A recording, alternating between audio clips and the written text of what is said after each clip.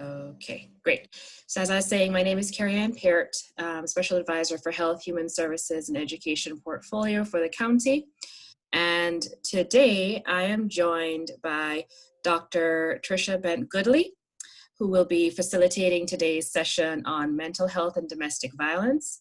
A little bit about the session first before I tell you about our presenter. So this presentation will discuss the mental health implications of experiencing domestic violence. It will identify signs and symptoms to look for and provide resources to get help. Dr. Tricia Bent-Goodley is the principal of Bent-Goodley LLC. She's a professor of social work at Howard University and founding director of the Howard University Interpersonal Violence Prevention Program.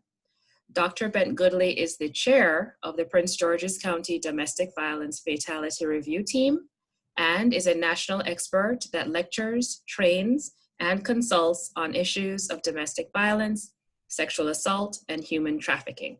So welcome again to today's presentation. And Dr. Bent-Goodley, please take it away. Thank you so much. And I know you're going to pass the screen over to me. Yes, I am. Okay. As I turn over to you go. All right. Okay. So with that, thank you so much. Really happy to be able to be here with you all today, talking about a topic that I think is really important. Hoping that you can now see my screen.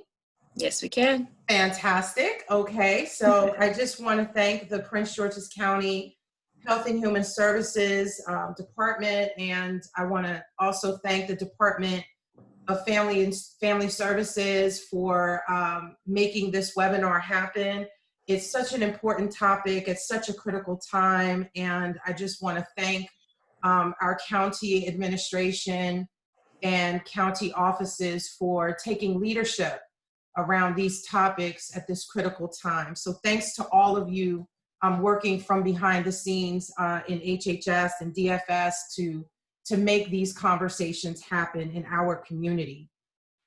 This afternoon, I'm going to talk about the connection between domestic violence and mental health.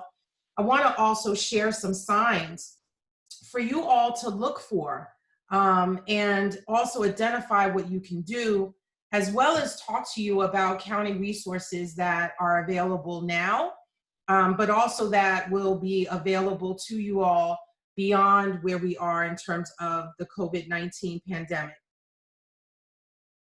So just a little information about domestic violence. Domestic violence is an issue that impacts so many of our communities. More than 12 million Americans experience domestic violence each year. We know that 1 in 4 women and 1 in 7 men have experienced a severe form of physical violence, psychological abuse, or sexual violence by an intimate partner. We know 4 out of 5 survivors, reported survivors, are women, and that each minute in our country, 24 people experience rape, physical violence, or stalking by an intimate partner. Just astounding statistics. On average, there are 20,000 phone calls that are placed to domestic violence hotlines each day. And domestic violence is the leading cause of injury to women, more than car accidents, muggings, and rape combined. So this is a really huge issue in our community, and certainly one that connects to mental health. Domestic violence is a pattern of assaultive and coercive behaviors. And so it could be something that we see as a pattern, but it could also be something that we see occur one time, meaning that a person could actually lose their life as a result of domestic violence, even though they haven't been experiencing a pattern of abuse. And so that makes this something for all of us to really pay attention to in our communities. I want to talk a little bit about the types of domestic violence. I think that's important so that you can kind of have an idea of what it is that we're talking about when we talk about domestic violence. Most people, when they think of domestic violence, they think about physical abuse. Physical abuse could be slapping, hitting, punching, choking or strangling. It could be withholding medication from someone or denying them medical attention.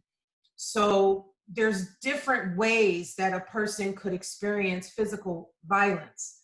There's also sexual violence. This could be unwanted sexual contact. It could be rape. It could be forcing someone to engage in a sexual activity that they're uncomfortable with, that they haven't given consent towards doing. It could be forcing someone to have sex with multiple partners or with other people. And so sexual violence is another aspect of domestic violence. Another type of domestic violence is psychological abuse. And this is something we hear from survivors where they'll tell us, you know, I healed from my the physical abuse I experienced, but it was the psychological abuse, the emotional abuse that really stayed with me long after the relationship ended. So there's some ways that we see psychological abuse occur. That could be through threatening behaviors, making threats, intimidation. So it could be threatening for a person to kill themselves, the perpetrator to kill themselves. It could be threatening to kill the survivor, the victim. It could be threatening to kill a pet, to abuse a pet, or even threatening to harm a child or harm children. So there's lots of ways that we see sort of these threatening and intimidating behaviors. We could also hear verbal abuse, where the person is putting the other person down, saying hurtful and harmful things to the person to demean them. And so verbal abuse could, really become something that if a person hears it enough, could almost become like an inner dialogue that they hear within themselves, even beyond the physical violence being experienced. We also see, as part of psychological abuse, controlling behaviors. So that means controlling a person. It could be controlling their movement, where they go, who they talk to, what they wear, what they eat, when they eat, if they can use their computer. These are all forms of controlling behavior that we consider to be a part of psychological abuse. Another form of psychological abuse could be playing mind games. Some of you may have heard the term gaslighting. So almost making a person think that, they aren't in control of their mind, that they don't know what's happening to them, making them have to rethink themselves. This is another form of psychological abuse that's really important for us to know about. We also know that there's economic abuse, and economic abuse can happen in lots of different ways. That could be not permitting someone to go to work or go to school, or creating barriers for them, showing up at their workplace or their job. Or even now, as many of us home and working from home, denying a person's ability to be able to get to the computer and access their workplace, even in their home environment. It could be trying to manipulate them due to their immigration status. So economic abuse shows up in lots of other ways. And finally, spiritual abuse. This is, I think, another important type of violence. This could be not allowing someone to be able to worship.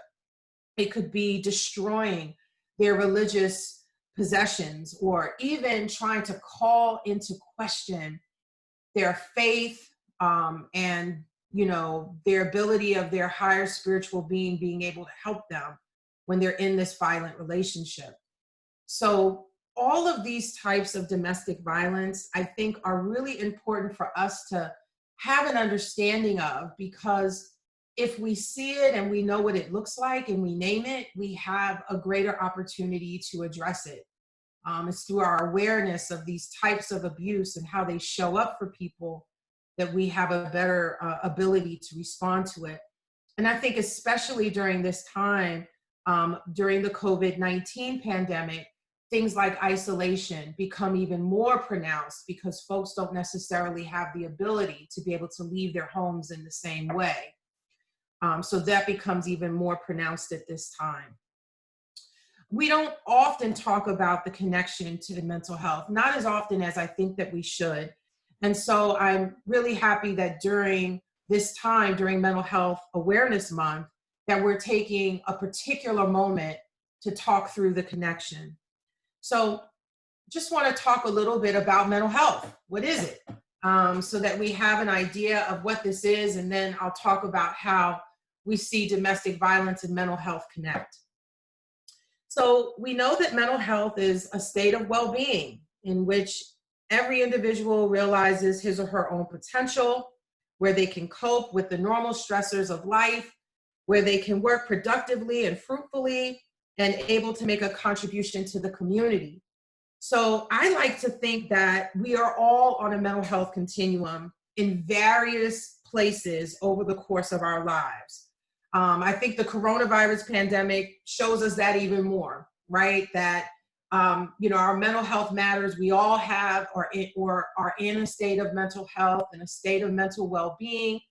And so having a sense of that, I think, reminds us that mental health is something that we all should really be thinking about. Our mental health really helps us understand our general state of well-being and our general state of mind. And mental illness, being something different, helps us to understand when our mental state might be disrupted and interrupts how we feel, how we communicate, and how we behave. And so we are all on some continuum of mental health at different points over the course of our lives. Mental health is also something that's really prevalent.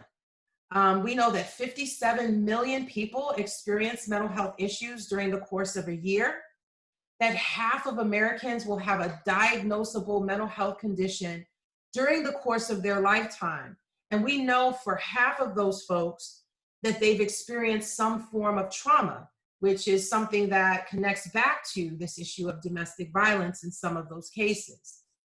A quarter of US families have a relative with a mental illness. And so I think it reminds us that for all of us, whether it's our experience or the experience of a loved one, we're all impacted by this issue of mental health. Almost 20% of American adults have a mental health condition. And we know that 50% of cases of mental illness have an onset before the age of 14. And 75% by the age of 24. This is a really important statistic for me. It's a reminder to all of us that oftentimes we're seeing some of these symptoms when our kids are younger, when they're in their adolescence or pre-adolescence for some. And then for those of you with college-age students who may be at home, another really important reminder that we're seeing some of these onsets of symptoms happening in these earlier stages of adolescence and young adulthood. We know there's an average time period of 8 to 10 years between when a person sees their symptoms and when they get intervention. So just think about that for a second. It takes about 8 to 10 years for folks to be able to see the symptoms and actually get some help. Nearly half of persons who experience a mental health condition are also experiencing a co-occurring substance abuse disorder. This is important for us, right? Because you sometimes have heard of people using some sort of a substance to self-medicate. And so that becomes something that we can better understand when we're noticing this 8 to 10 years delay between seeing symptoms and getting help. 1 in 4 adults have a diagnosed mental illness, and more than 60% of people that need treatment don't seek treatment. And we know in part that's due to mental health stigma. So I want to highlight a couple of things with this slide. I know I gave you a lot of information, but here's what I really want to make sure that I drill in. Mental health is an issue for all of us. We're all somewhere on that mental health continuum. This is a prevalent issue across the country, across communities, in our own community. There's a delay between when people see their symptoms and when they actually get help. And the majority of folks don't seek help, even though they need it. And that's a lot of times because of the stigma associated with mental health.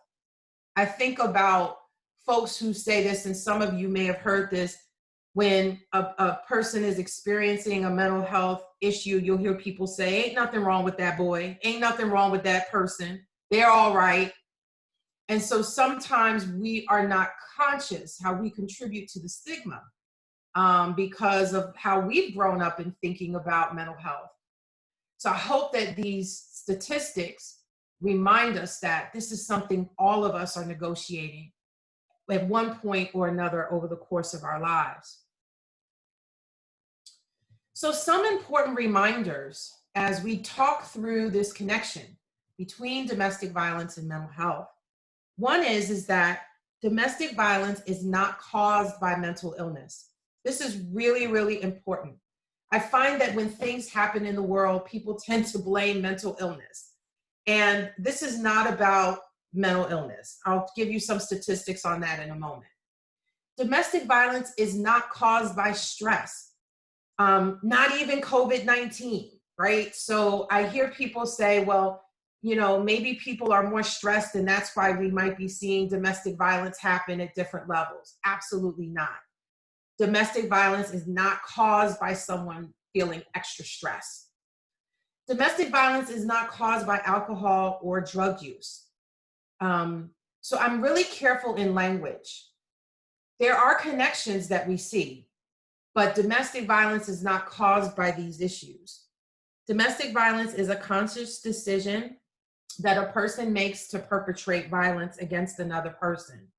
It's about using someone's power to control another person. It is not due to mental illness or stress, and that's really important.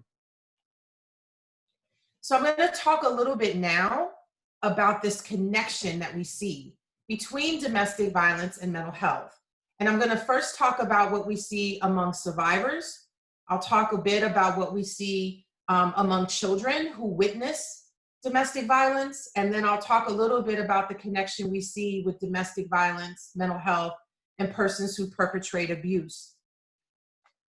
So we know that domestic violence can exacerbate existing mental health issues, and it can also result in an increase in a survivor experiencing mental health challenges. So we've seen that depression has been found in almost half of survivors who've experienced domestic violence. We've seen anxiety in over a quarter of persons who experience domestic violence, and we see PTSD symptoms in 61% of survivors.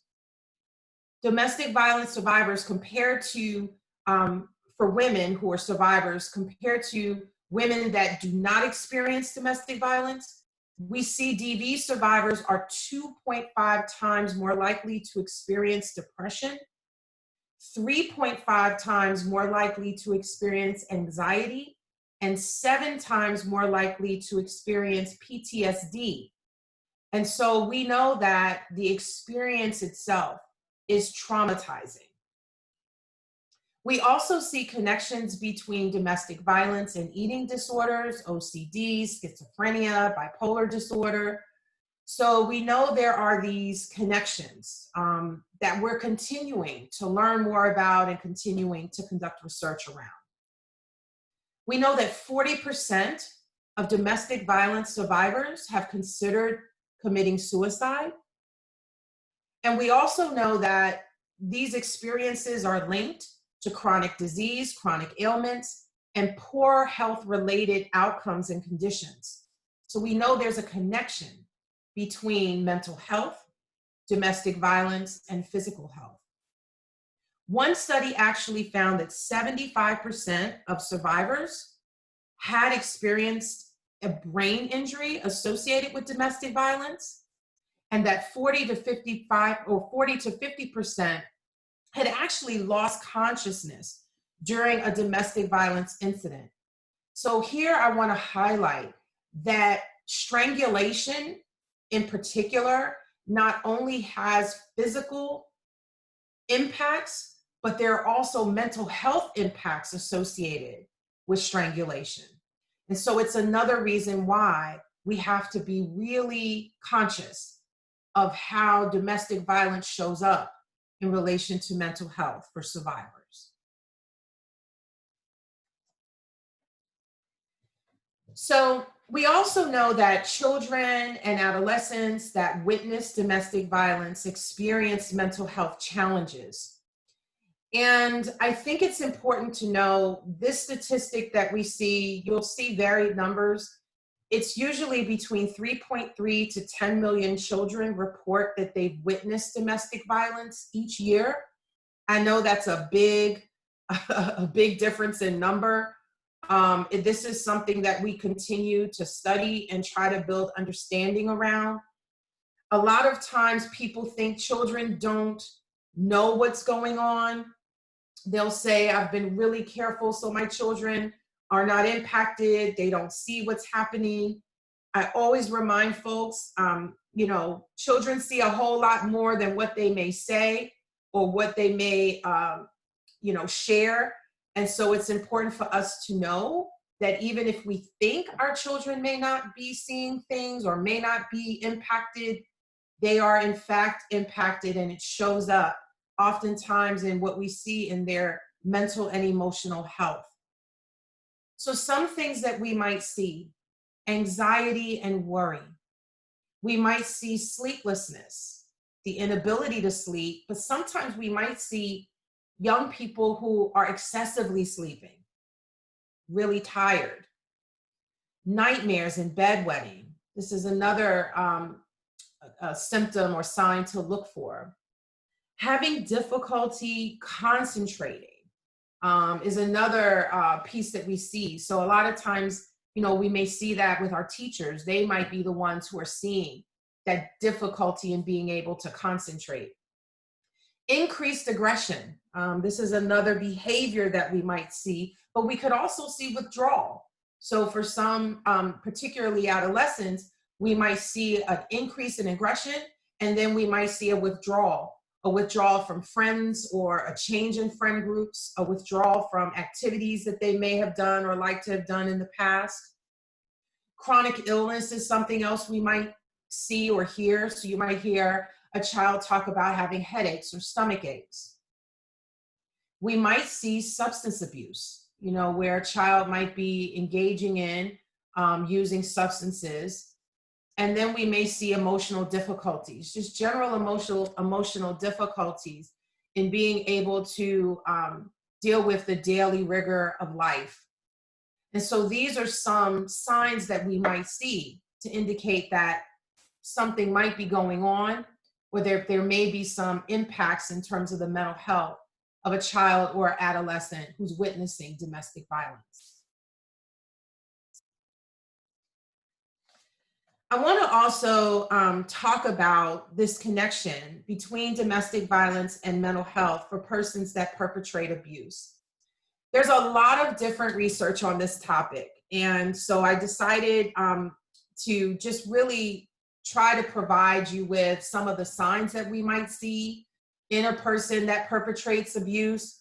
Some of the literature on this is still being really discussed and examined and is growing.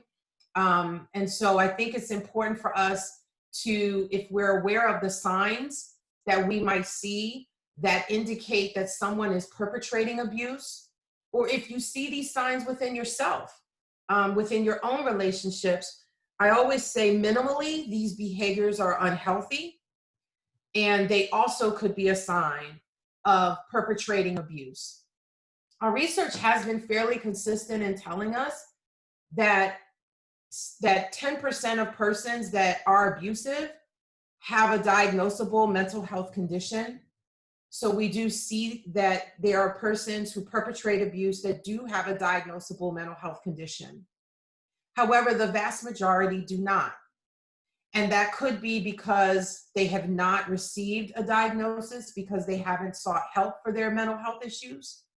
And it could also be because they don't have a diagnosable mental health condition.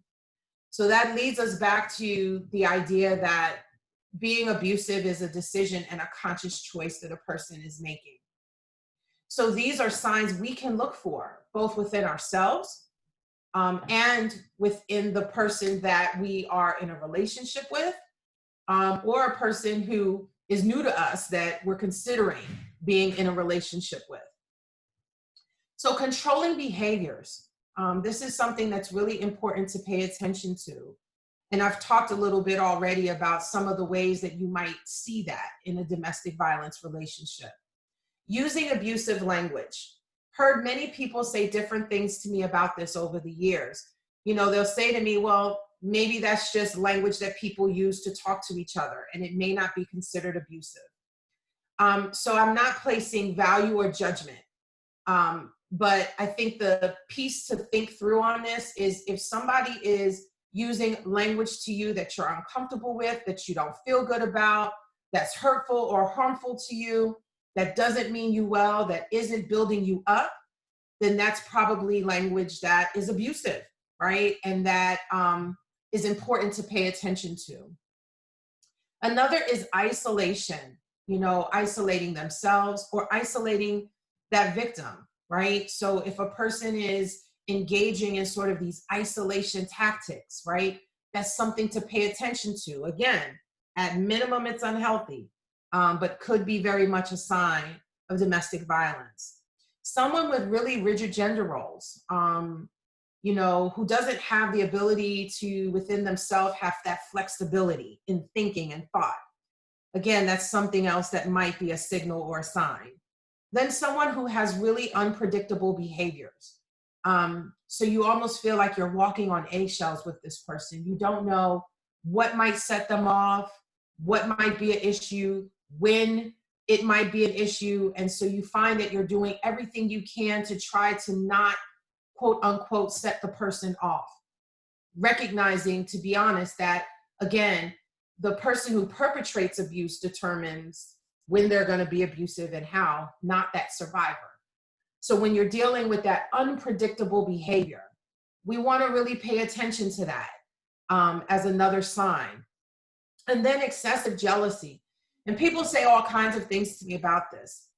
What is excessive jealousy? How do you know when it's excessive or when it's jealousy? For a lot of folks, they've learned that if a person really loves you, they show that they're jealous. And so it's confusing when we talk about excessive jealousy. So a couple of things on this. So one, I think anytime somebody is doing something that you feel uncomfortable with, that doesn't feel right to you, that is just something that, again, you know, just feels wrong to you in some way, you don't like it, you don't feel you can tell them to stop. If you're feeling that sense, then that might be what excessive looks like for you in terms of excessive jealousy. But a quick reminder, when we're in a healthy relationship, it's okay for us to be able to interact and talk with other people, and our partner be okay with us interacting and talking with other people.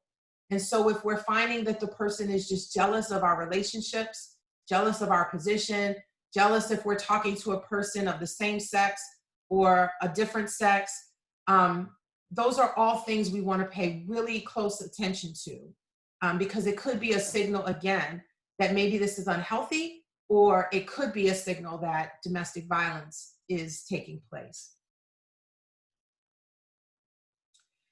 So I've talked a little bit about how we see domestic violence and mental health intersect.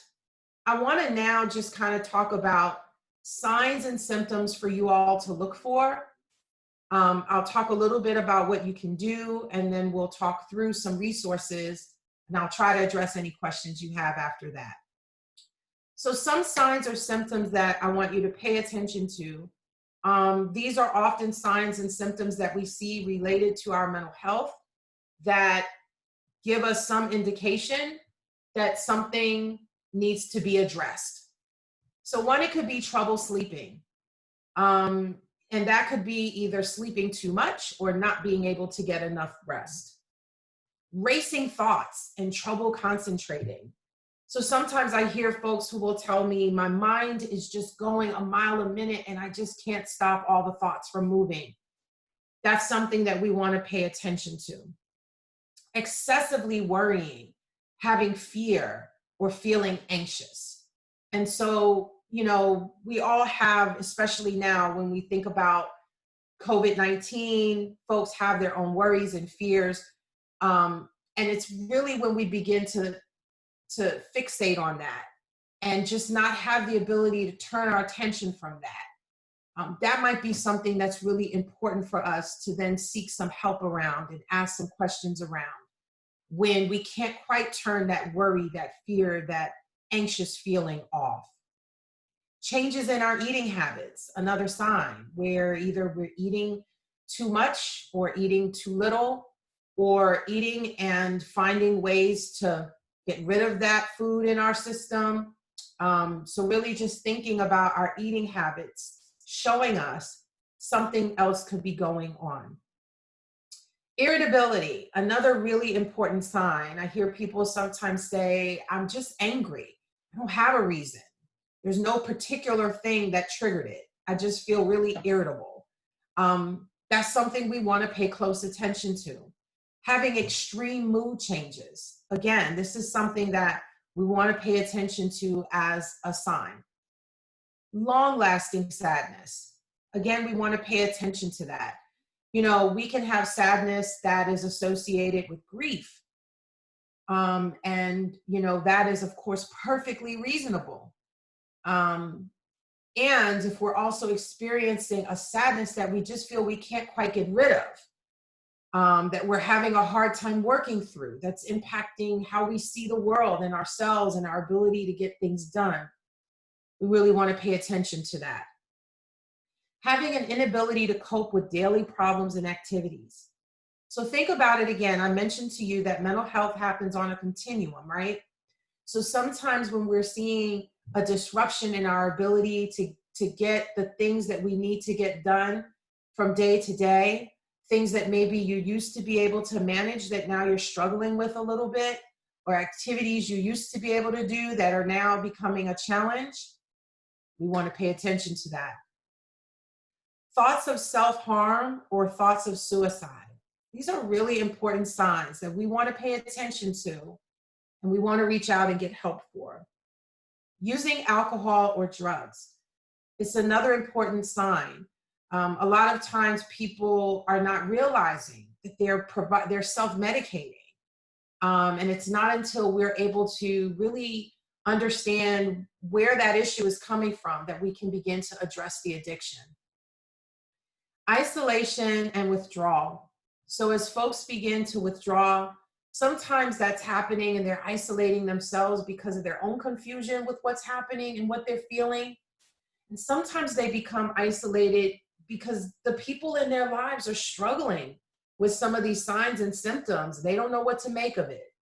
And so others isolate themselves from the person who's feeling the signs. And so isolation and withdrawal can kind of happen from both standpoints, from the person who's experiencing it, and sometimes for those of us who are watching them experience it. So what can we do? So I want to mention a couple of things here, because a lot of what I talk about in the what you can do slide is really saying that we've got to be willing to seek help. And if you're like me, a lot, and so many others, we have been sort of taught not to ask for help, either because we're strong enough to deal with it ourselves, or we've been told not to ask for help because you don't want to tell on somebody, you don't want to get into somebody's business, you don't want to snitch on somebody. We've been taught to hold secrets, think about how many times somebody will say, what happens in this house stays in this house. When family is coming over, whatever it is, you don't say what's going on in the house to anybody who's not in the house, right? So we've been taught not to get help. And so we actually have to challenge ourselves to think past that, to think past some of what we've learned and seek help because the need is so great. So one of the things that I really encourage is that if you're seeing someone who's exhibiting the signs I mentioned, or if it's you, to seek resources and supports. We'll talk about some of them in a moment. And for that person who's experiencing domestic violence, it could be getting help with safety planning. Yes, we can do that even now. I'll talk about a resource that's available right now for folks who may be at home and are struggling with this issue and need help. So it's important for us to use these resources. They are there, they're available.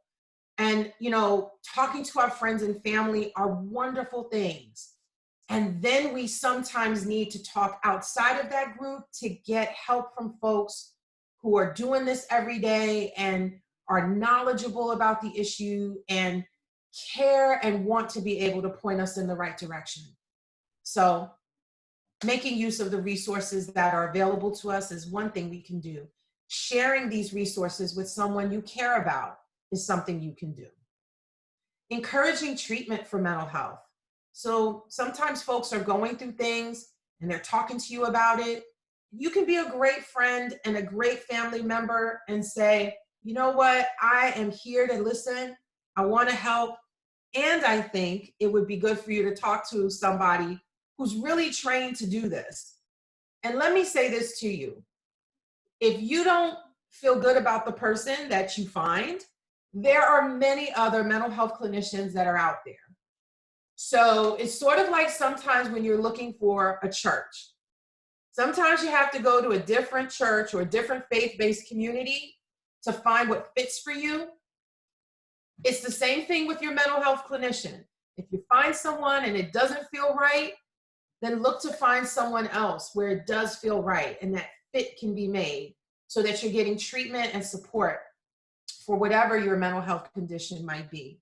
It doesn't have to be forever. Sometimes we just need to be able to talk through some things, come up with some strategies, and move forward with them. Increasing your awareness is so important. Listening and observing. So earlier I talked a little bit about some of the signs of domestic violence.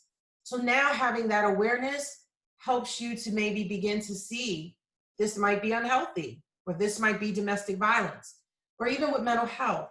Sometimes when we have an increased awareness, we can do something with it. If you name it, you can do something to change it. Remind the person that you care. You know, just reminding people that we care about them, they deserve to be in a better space, that we're there to listen. Sometimes that by itself just really helps a person to be able to move to the next space. Right now, there are so many telehealth opportunities. So this is an opportunity for you from your home to be able to get support from someone using telehealth. And folks have said to me, I don't know, it's not the same as being with someone in person. That's true, it's not. At the same time, it's such a great opportunity. And there's so much great things that can still happen using telehealth until we get back to the place where we're able to sit across from a person. And who knows, you might even find that you become so comfortable with it, you want to continue with telehealth even after the pandemic. So be open to maybe trying something that looks a little bit different. If you are someone who does have a mental health condition that's been diagnosed and you're working with someone, I just want to encourage you, be consistent with your mental health appointments. This is not the time to stop going to therapy. We want you to continue to make consistent use of your mental health appointments. If you have a prescribed medication that you are taking, keep taking it. Make sure you do what you need to do so that you don't run out of whatever that prescription is, so that you're continuing to be consistent with managing your medication. And the last thing that we all can do is work to change and break this stigma associated with mental health, associated with domestic violence. We can encourage people and help them to get the support that they need. So I'm going to end with this slide. And I'll address any questions that I can following just talking through some of the resources that are available. We're so fortunate here in Prince George's County. There are a number of resources that are available to us. You can still call 911 to get assistance. There's emergency shelter still available. You can call the Community Crisis Services Helpline. It is available to you 24/7 at 211. You also see the number that is provided here, 301-731-1203. We have a really great resource in Community Advocates for Family and Youth, otherwise known as CAFE, which is providing 24/7 hotline support. Their number is provided here, 301-882-2002. You can also text them at no more to 71441, and you can actually text and talk with someone and get help from a qualified professional. You can also do counseling via telehealth at 301-882-1000, or if you go to the CAFE website, you can actually chat with someone on the website. So a lot of resources available there. You can always contact the National Domestic Violence Hotline. That's for someone who thinks they could be experiencing domestic violence, wants to get help with safety planning, saw some of those signs of perpetration of abuse, and maybe said, I need to talk to somebody about this. You can go to the Domestic Violence Hotline. It's available 24/7. The number is here, 800-799-7233, or go to their website, thehotline.org. What's neat about this resource is when you get it online, there's a feature where if you need to come off of that website really quickly, you can press a button. It'll take you immediately off the site, and it will erase the cookies so no one knows that you were there visiting the site.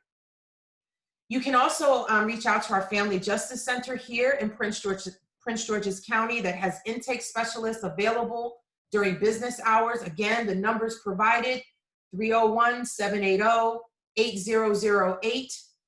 There are a number of great mental health resources that you can find on the Prince George's County Health Department's website. I encourage you to jump on and see and view all of the different resources that are available to you. We have mental health crisis services through the Prince George's County Crisis Response Team. That number, again, provided, 301-429-2185. The Maryland Crisis Hotline, I've already mentioned, you can call 211. Again, this resource website provided. And you can also always contact the Suicide Prevention Hotline 24/7 with support that they can provide at 800-273-8255. So these are some really great resources available to you, whether you are wrestling with domestic violence, wrestling with something related to mental health, need someone to talk to. These are some great resources available to you via phone, text, telehealth, all which will be available after this pandemic as well. So please, please make use of it. I'm going to stop here and see if there are any questions. If you'd like, I'll leave this up for a few more moments if folks want to be able to pull some of the numbers that are here. I'll leave it up for a few more moments before we start the questions, okay? Thank you. Thank you. All right, so as folks are jotting things down, we didn't receive anything in the chat just yet. I'm wondering if folks would like to unmute themselves or raise their hand and I can unmute you if you have any comments or questions.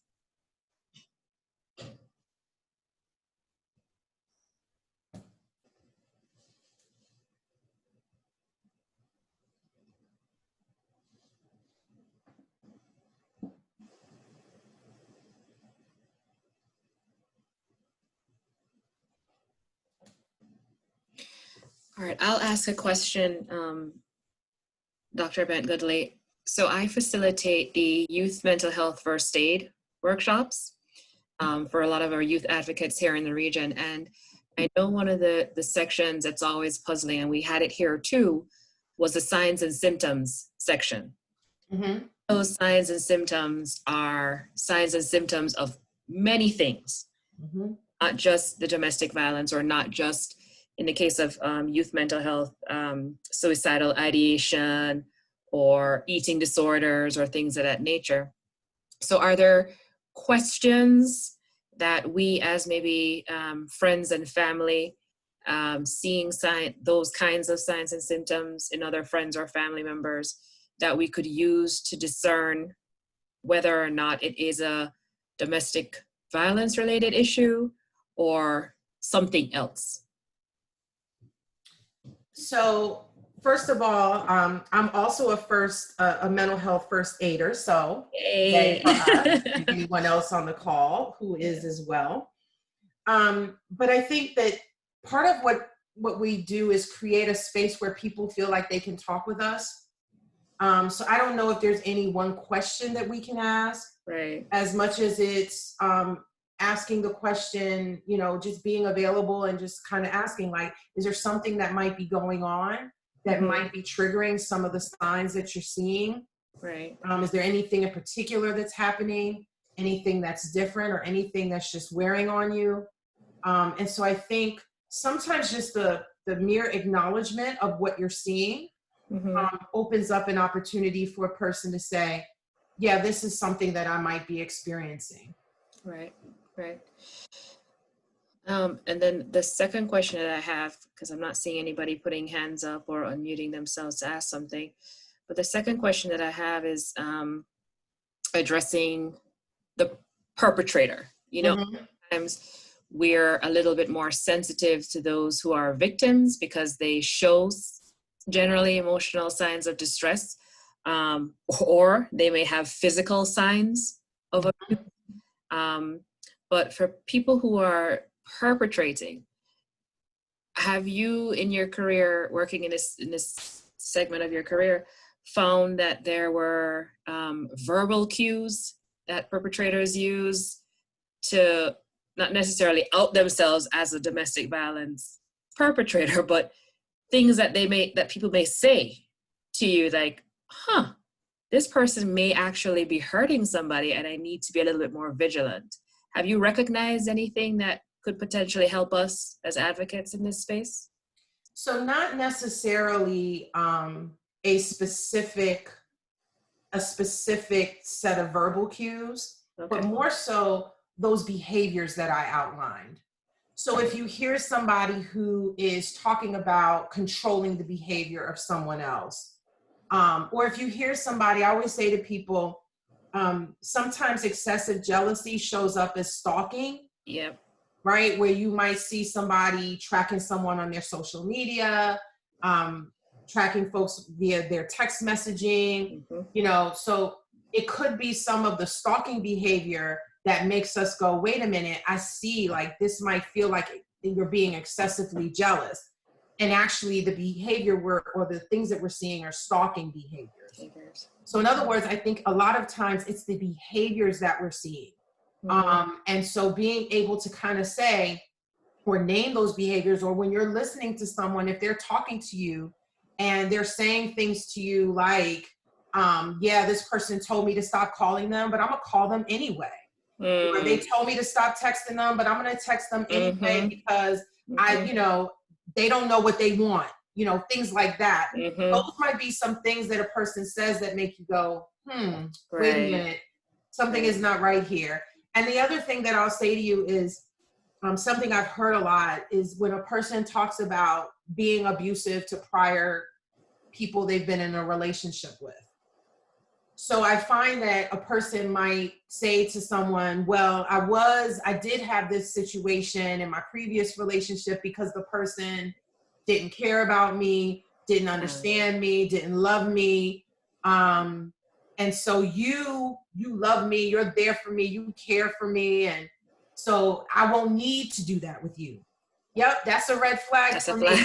Yeah, yeah. So when we hear those kinds of things, yes, we want to pay attention, because an indication of someone being abusive is them having been previously abusive. Right, yeah. And I'm glad you pointed out to one of your slides that this works for any gender. Mm-hmm. Oftentimes people think of men battering women, but women batter just as hard. Mm-hmm. Circumstances, you know, and even in our mixed relationships, you know, so it's something that we need to definitely be a lot more vigilant about, that there's no one shape, size, or form. That's exactly right. You know, so it's a lot to take in, but it's the reality that we live in. Indeed. Yeah. It doesn't matter what your religion is. It doesn't Right. matter your sexual orientation. It doesn't matter how much education you have. Mm-hmm. It doesn't matter how big your house is or how Mm-hmm. great your job is. Right. It does not matter. Domestic violence and mental health both show up regardless of all those things. Right. And so that's why we have to, I think, get support from folks who are trained to help us untangle and figure out some of these different issues. Yes. And I'm glad you raised the question about perpetrators of abuse, because sometimes people say, well, you know, a lot of these resources are there for the survivor, but I don't see anything for the perpetrator. Well, there's a number of the resources that I shared. They're available for folks. So if they're at home and they look at themselves and they say, wait a minute, I see myself in this. Mm-hmm. This is your opportunity to reach out and get some help for that, instead of continuing, you know, to be abusive to a person you say that you care about. Right. So there's opportunities to get help there too. Great. Well, not seeing anyone raise any hands or unmute themselves, and no questions. Here we go. Hold on. Are there any local programs that support teens dealing with domestic violence? Yes. So some of the local programs that I think of are Sasha Bruce. I know that Sasha Bruce is in DC, but I think is a really great resource. Also, Break the Cycle is another resource that's available. They have a great online presence that can be another resource for teens who are, you know, exposed to either domestic violence or experiencing dating violence in their own relationships. There's a great website called Love is Respect, which I think it really is targeting not only teens, but young adults. I want to lift up our college students who are home with us, who may have experienced some form of dating violence or sexual assault. And sometimes their parents may not know that. So they're home and they're trying to work through some things. And we don't know that. So these are some resources that could be available to them as well. And it gives them the same options of chatting via text, using the hotline, and getting resources and supports designed specifically for that population. Excellent. Another question is, can these slides be emailed to the participants? Is that okay? Are you willing to share slides, Doc? Sure. Okay. All right. So if you want to go ahead and get slides, please email the email that I'm going to drop in the chat box right now. Or they can get these out. Okay. It's a long email address, but it works. So just email mentalhealth@co.pg.md.us, and you can request the slides, and I'll be happy to share them with you per the permission of Dr. Bent-Goodley. So again, please email mentalhealth@co.pg.md.us so that we can get you the slides for this presentation as you request. All right. Well, no further questions from anyone. I'm going to give another minute just in case. And if you can't think of any questions now, you can use that same email address and send your questions there. And I can get responses from Dr. Bent-Goodley to you as well.